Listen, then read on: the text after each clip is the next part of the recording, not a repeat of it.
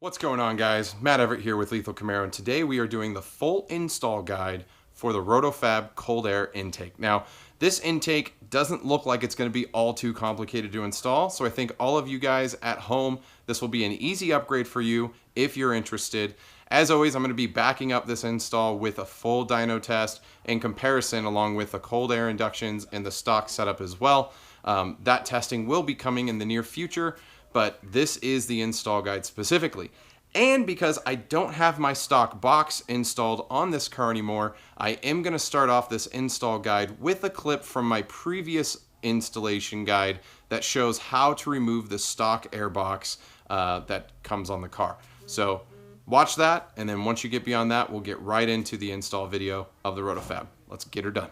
For the first part of the uninstallation of the stock intake, what I'm going to do is I'm going to loosen the two clamps that are holding it to the throttle body and to the airbox.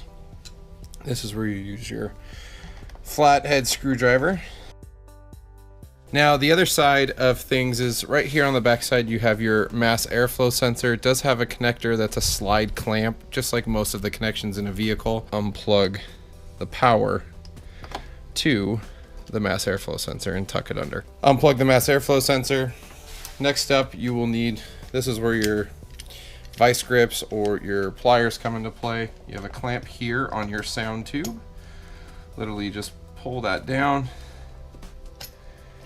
and if I can actually get it, and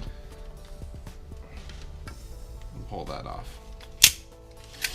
I'm going to disconnect this tube. It's just a push clamp, and usually I'll just push this up out of the way so it's out of the way.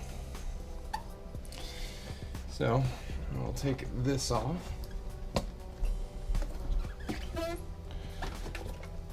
There you go. There's the stock tube. Now, the stock airbox is actually just sitting on some grommets. Literally, you'll just have to grab it and pull it off. But before you can do that, there's this tube right here. And if you don't have a catch can, you won't see these pipes, obviously, or tubes. But there is I believe this is the vacuum tube. Yeah. So this is the intake sound tube. They do have it clipped on the back corner of your intake. So literally just unclip this and pull it out. And because I have my catch can tubing in the way, lift that out of the way, and I just tuck it underneath. So once you tuck it underneath, it's out of the way, good to go. So now the stock intake, literally you just grab it with two hands and pull it right on up. And make sure the grommets don't come off with it. So in my case, one of my grommets stuck to the, and there you go. Here's the stock intake. So now you have a big empty hole. Let's check it out. It's also a great time if you're like me, like to clean your motor. You can wipe in those hard to reach places, get it all clean. But that's what it looks like without your intake. Okay guys, now that the stock airbox is removed, there are a few pieces you need to transfer over. One, you need the MAF sensor. This is gonna go into the new airbox. Then you need, this is the plumbing for the sound tube. If you have the sound tube design, you will need to remove this from the stock setup and carry that over. And then also the PCV catch, you'll need to bring this over as well. So you'll need all these parts, keep that in mind. Alrighty then guys, now it's time for the tools you need to install this bad boy. At first glance, it looks like you only need a Phillips head screwdriver. Now, if you're like me at all, I like using a flathead to tighten up the rings around the different pieces for the install. But outside of that, it looks like the rings that they used have Phillips heads. All the screws to mount to the box have Phillips. Even the MAF screws have Phillips instead of Torex or an Allen. So yourself and a Phillips head screwdriver is all you really need here. And as you can see, I have everything laid out that I need. I've unboxed everything. I got the different rubber seals for all the different pieces attaching, the clamps, the different screws to mount, the pieces that came over. Got the PCV catch, and then the sound tube adapter, MAF housing. This is a piece you need that comes with the Roto-Fab that will screw into the bottom to attach to here. And then there's a piece here that attaches the two. So this tube will slide onto that, and then that will slide into here. Pretty simple. And then this is a mounting plate for the tubing, and we'll get into that here in just a second. Okay guys, first step for the install, you need to locate your big box. I'm just gonna flip this right here. Probably knock everything over, make a mess. You need the MAF housing sensor piece that is going to basically slide right into this bad boy. And you need this piece that is gonna ultimately slide over this piece and be the mounting bracket to make sure you have a nice tight fit. Now, you guys will be wondering, how does this whole thing mount up? So let me see if I can get the camera showing you this. So as you can see here, there's kind of a dip. That dip in that design is to allow you to slide the MAF housing. Now, this bad boy is gonna line up to where the bolt hole that's right here aligns with the inner fins to smooth out the air and the MAF housing. Pretty simple and straightforward right there. Now, the next piece that goes on, it's gonna slide right on over here. And the reason why it has the divot is so it will fit, and it doesn't necessarily line up with the one underneath it, but what it does line up is you put it on, you twist it to where that divot's facing down, and that way all the holes will line up and everything. The next step from here is getting the 5 screws that are provided. And I'm gonna get them started.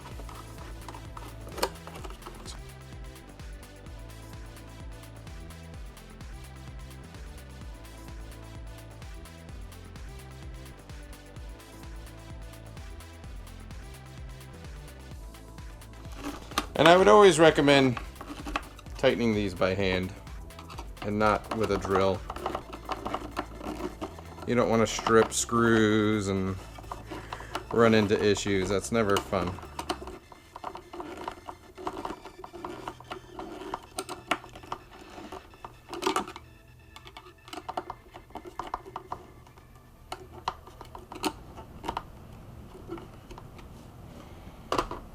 There we go. So, you got 1, 2, 3, 4, 5 screws tightened. That bracket's in place. This is in exactly how it's supposed to be. And that's what it looks like on the inside. So your filter actually mounts on that bad boy. Pretty cool, pretty easy. First step completed.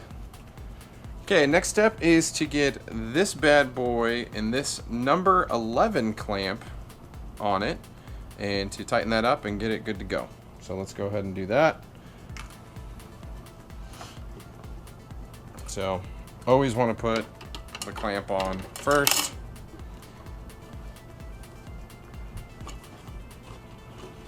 Sorry. I'm gonna try to do this so you can see it. I need a better. I need both my hands.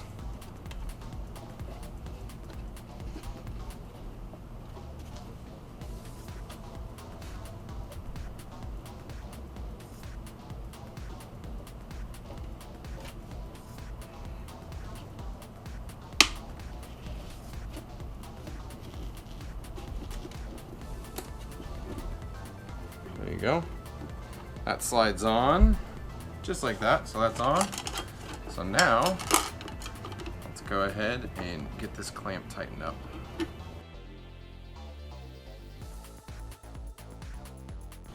There we go. That's tightened up. So now that we have that step done, move those out of the way. Just need more room. So here's where the MAF housing goes. Now, it's pretty common sense on how you put this bad boy in, because there's only one way to go. Like if you try to put it in upside down, the holes will not align. So it's kind of dummy proofed as is, but you always want the airflow. See that opening in the MAF sensor here? that's going to be facing to where the air is sucking in. So that will slide right on in there. And you do not want to reuse the stock bolts that came on the stock setup. Roto-Fab does give you 2 new Phillips head screws that you want to use for this install of the sensor. So make sure you use those. Nice and tight in there. Good to go. There you go. So we have this piece on, got the MAF sensor in place. This is all bolted up, good to go. We'll set that to the side. Let's see what the next steps are. Sorry, I wanted to just throw this out there. If you guys haven't seen these bump fittings before, just so you guys know, you want to slide this all the way on. And the nice thing is Roto-Fab's design does have a nice little lip, so you know that it's sitting flush where it needs to go. But the other thing is you want this metal band or the clamp to be up against the butt. So if you get it all the way to the outside edge, all the way around, and tighten it so it's sitting right on that edge of the bump, that's the proper way to make sure you have that installed properly. Make sure you do it right. So the next piece that's up is the throttle body coupler. Now this piece you'll see has a smaller end compared to a larger end. The smaller end, this side, is what's going to mount around the throttle body. You will use the smaller clamp that comes with the Roto-Fab setup. These are the number 10 clamps, I believe. Yes, number 10. You'll slide that up. Just make sure the screws are facing up, because if you ever want to loosen this, it's a nightmare if you try to do it from the bottom. Or, well, you won't be able to from the bottom. But again, slide it on. Make sure your ring is nice and flush around the edge, and tighten that bad boy up.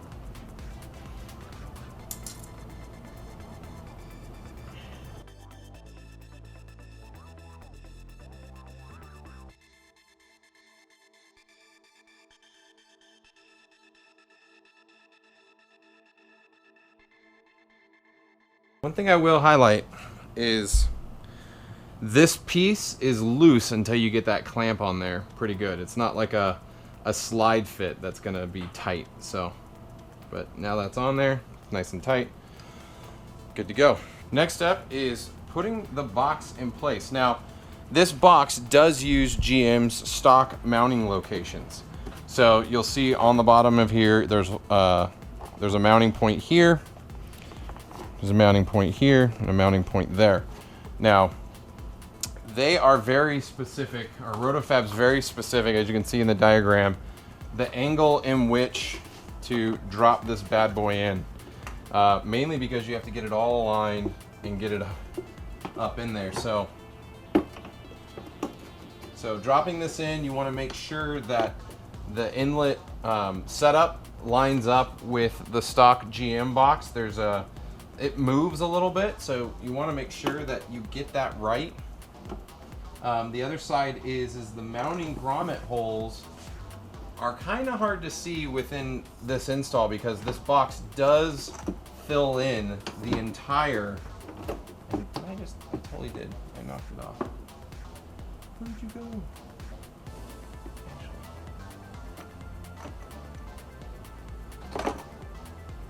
Or is it on there? Aha! Sorry, this little pesky one, it could fall off and it's annoying.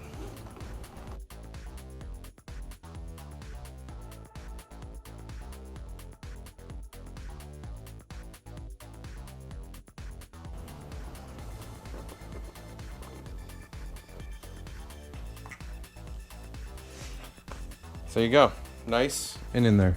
So I'm gonna try to get up in here and show you some of it's not hard, but it's just something you gotta do. So right here, where my finger's at, is the GM airflow chamber from the front of the car. So the Roto-Fab box attaches to this. It's impossible to try to get it to line up from the outside, but using your ingenuity, just reach your hand down in here and you'll push out on the rubber part and it will seal with the gap right here. Pretty easy to do, but you'll see it's mounted in there nice and tight. It's going nowhere. And again, this is a full sealed box. So you're only getting air from the front of the car. You're not sucking in hot air from the engine bay. It's a really cool design and it installs very nicely. Good job, Roto-Fab. So the next step here is installing the massive air filter. Now, installing it should be pretty self-explanatory. It's mainly just lining up. And the nice thing is their piece here has grooves that line up with the grooves on the inside of the filter. So you don't have to worry about it popping off or sliding off like the Mishimoto design. So the filter slides right on in. It's a snug fit. The plastic edge just barely misses the edge of the actual box that it sits in. And again, time to tighten up. So actually, you will need a flathead screwdriver. I just realized the filter has a flathead screwdriver screw only.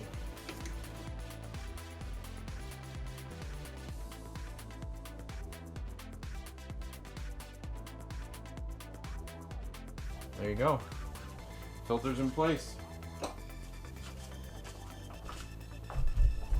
Check that out.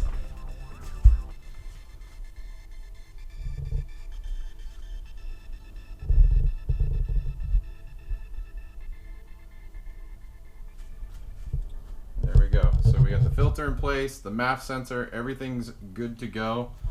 I mean, even at this point, I'm gonna go ahead and even plug the sensor back in. So everything's basically good to go. So now to the next step. Okay, now we're at the point where we're installing the main body, which sits right there. But before we do that, we have to put the sound tube hose piece on that we carried over from the stock setup. That just slides right in, good to go. And then on the bottom side, there's this piece that hooks up to the overflow. And this you have to screw in. Now I'm not so worried, there's not like water or anything flowing in through here, so you could actually do this and put some like tape and stuff on there, but I'd be afraid it would melt. So what I'm gonna do, actually I have a pair of pliers, but so this is a 7/8 nut, and again I just want to get it nice and tight on there. So I guess you need a couple more tools. Apologies. So you'll see here, as the tube is lined up, so I got the sound tube coming straight off like it did stock. I mean, this is adjustable pretty easily. But down here, it's not, I mean, you can adjust it by unscrewing it, tightening it, or loosening it. But the nice thing is there's a little bit of extra flange here. So I slid the tube flange on the stock part that we carried over, and then this just slides right on over here.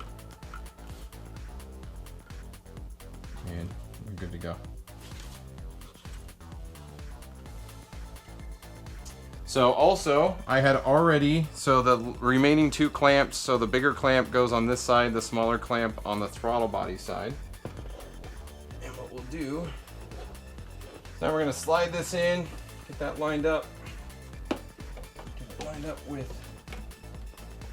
this one.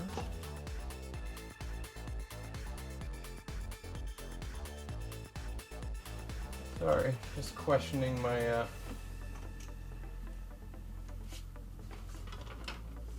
connection here. So now I can connect.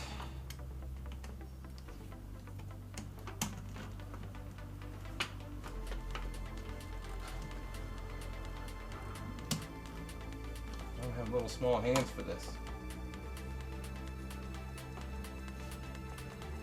There we go. Let's get this started with the Phillips.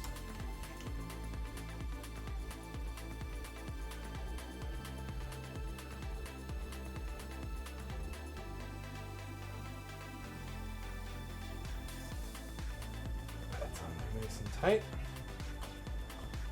And now just to get the sound tube clamped on.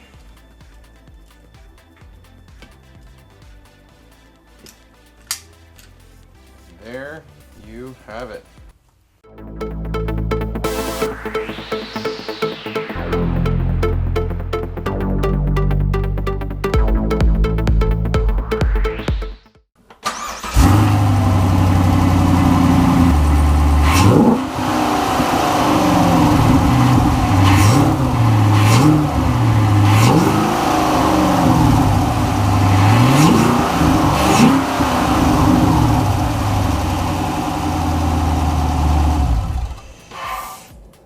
So as you guys know, I did purchase this product through Fastech Performance. There's a link below. If it is not on sale on their website, you can probably use the Lethal5 coupon code to save yourself 5%, so don't forget about that. But thanks to Fastech for getting me this product as quickly as you did. Well guys, there you have it. That was the install guide for the Roto-Fab Cold Air Intake. Now, this product feels very much more high quality than the cold air inductions and the Mishimoto setup, and even the stock setup. Overall, it feels good. It looks really good underneath the hood. But outside of that, the only thing that's missing now is the testing. How does this bad boy do on the dyno without a tune? Now, I know a lot of you guys probably saw my last video and stuff like that. Again, I was only testing the benefits of bolting on the product without a tune. If you get your car a tune after this is bolt on, you're definitely going to see better results. But we want to test the direct bolt-on reactions or increases that can happen with this product. Here's a quick startup with it installed, and next up will be dyno testing and benchmarking. Thanks for watching the guide as always, guys, and until next time, I will see you on the road.